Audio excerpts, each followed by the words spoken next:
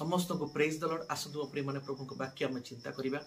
जिहोशियो तार 24 पर जदि आम देखा यही स्थान में परमेश्वर मशा पर से जन को बाछुंट इस्राएल लोक मान लीड करने से होती जिहोशियो।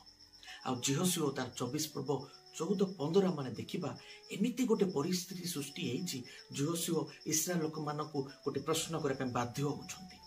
से प्रश्न करुँच जो परमेश्वर तुमको मते सृष्टि कले, जो परमेश्वर फारो नामक क्रूर राजा को बंधन मुक्त कले, नाना आश्चर्य क्रिया कर्म देखी भयंकर आश्चर्य कर्म करके तुमको उद्धार कले, तुम्हें कि आज से परमेश्वर को सेवा करने प्रस्तुत अट ना ताहांकर से देवता मानकर जो देवता मानक तुम पूर्वपुरुष मैंने सेवा करते ताहांकर सेवा कर।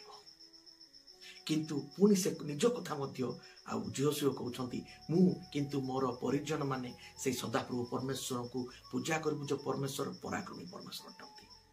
मो प्रिय माने यही प्रश्न जदि परमेश्वर मते आपण को प्रश्न करती तो तुम्हें आज मनित कर तुम्हें कहार सेवा कर। आमर उत्तर कौन हो मो प्रिय माने? जदि आम जगत को देखा सेवा करने विषय में चिंता करबा, सेवा करने अर्थ कौन अटे? जे जार सेवा करे मो प्रिय माने से तार दासत्व थाए अधीन थाए।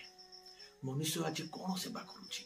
जदि देखा मनुष्य निजर सेवा करुची, पावर सेवा करुची, पोजिशन सेवा करुची, पदवीर सेवा करुची, टंका पैसार सेवा करुची। मोर प्रिय माने जदि आम चिंता करुचु आमे पावर पोजिशन निजर सेवा आ पदवीर सेवा करबा आ परमेश्वर सेवा करबा ताले केबे मध्य ता संभव नुहे। कहीं सुसमाचार माथि लिखित सुसमाचार आ जदि आम देखा 6 पर्व लिखा जाए गोटे मनुष्य केबे मध्य दुई मुनिवर दास हो पारिबो नाही।